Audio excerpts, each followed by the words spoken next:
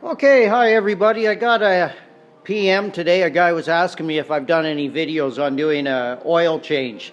I'm not going to actually do the oil change, but I'm going to go through the sequence of what I do and how I do it. I have an extractor. And so anyways, the first thing I do when I do my oil changes is I put a towel or a blanket here because I don't want any oil on my hydromat. The other thing I do is I put a spirit level on the motor there, and I get the motor level by going to the front of the trailer, and normally I have to crank mine down because I have it kind of high for the back of my truck. So anyways, I get the motor level. That's the first thing I do. Then I'm good to go. Okay, and then I have an extractor here. I have an extractor. Actually, I'm in Thailand, as everybody knows, but this came from the U.S. I don't know if it's U.S. made. It's called a molar. And it's got three sizes. There's your first size, the big one, that goes in here, obviously. And then it's got a medium size here. And they connect, as you can see. This is how they connect. It's pretty basic. The plastic goes into here, and I don't use the medium size to go into the motor. This is the medium one. This is the large, medium, and small. I use the small one. You can see I'm connected to the small one. So what I would do is I pull out my dipstick. It's pretty basic. Notice the dipstick orientation. It's on that side of the ski.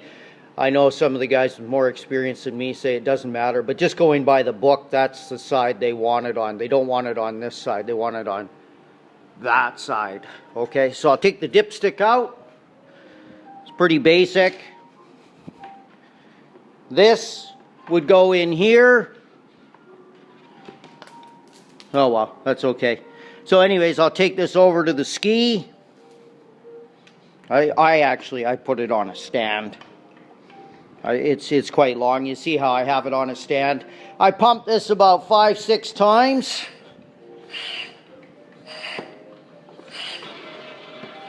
And you can hear it sucking now.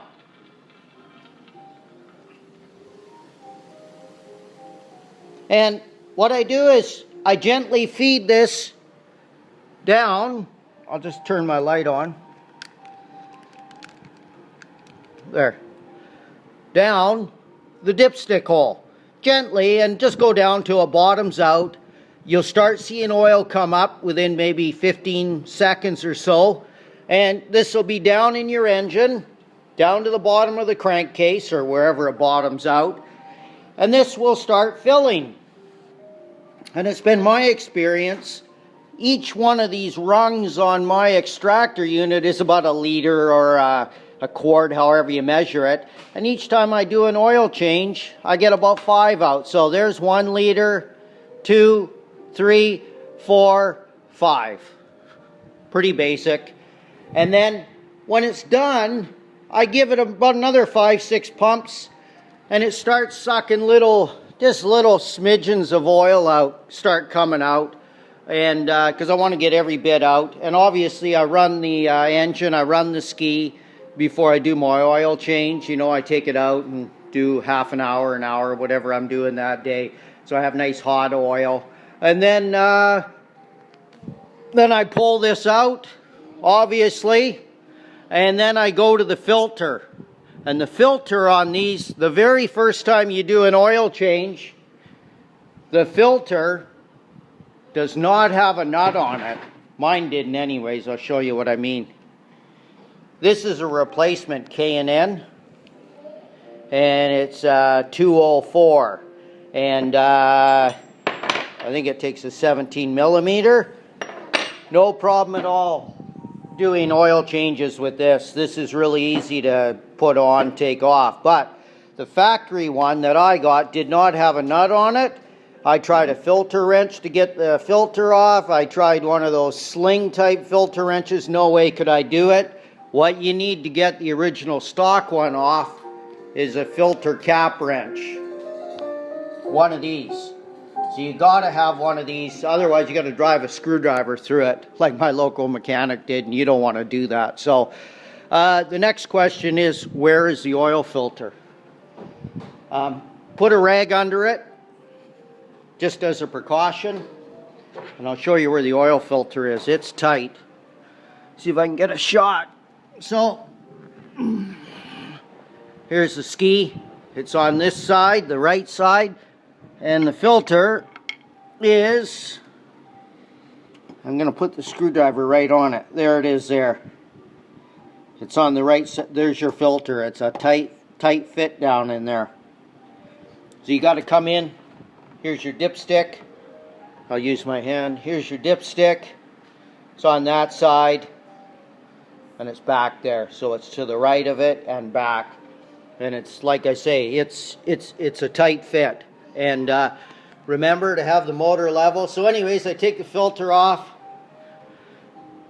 The oil's already been extracted. I take the plastic off my new filter. I put my finger in some oil. I rub it around on the O-ring here. I go in and I screw the filter on by hand. It's pretty tight. And then maybe go a half a turn with a wrench. Not even that, maybe even a quarter. Just good and snug. You don't want it too tight. As for oil, I've just changed to this AMSO. I got about 32 hours on this ski, and I'm going to use this AMSO 1040 full synthetic. It's marine oil, so it should be good. I broke the ski in. So anyways, I got 30 hours. I'm going to put another 17, 18 hours with this Sea-Doo semi-synthetic. That's what I've been running. And it's just a theory, guys. Run whatever you want. I think for the first 20, 30 hours, I would run a semi-synthetic so that everything seats and polishes, and then switch to a full synthetic. Strictly my theory. Agree or disagree, whatever you want to. I just feel that running a synthetic right off the hop, 100% synthetic, the bearings, all the metal surfaces may not polish up nice and seat, etc. So anyways, that's my theory. So then you put on the filter, you tightened it up, not too tight. I use a screen on anything I put in, whether it's fuel or oil. Go to your cap here, take your cap off. You should have sucked out 5 liters. 1, 2, 3, 4, 5, and put in 5 liters. I check it cold. Obviously, there's a, if you look at your dipstick, see if we can get a good shot of it. I go up to the top of the cool mark here. Can't really get a good reading, I'm sorry for the light, but I go to the top of the cool. I check mine cold. I suck out 5 liters. I put in 5 liters. I don't seem to have any problems. Then, of course, check it. When I check it, I wipe it off, of course. I put the dipstick in. I count to like 3 or 4. I pull it out very slowly. I take 2 or 3 readings. And usually I'm dead on.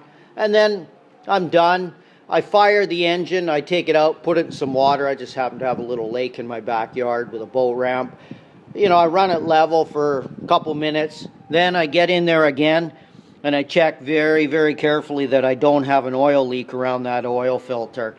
And if that's good, that's it. Don't forget to take your spirit level off and dispose of your oil however you're required in your country. There's not many requirements over here, but we don't dump it in the drains or anything. But anyways, I think I've covered everything. If you have any questions, just send me a note. Rod in Thailand.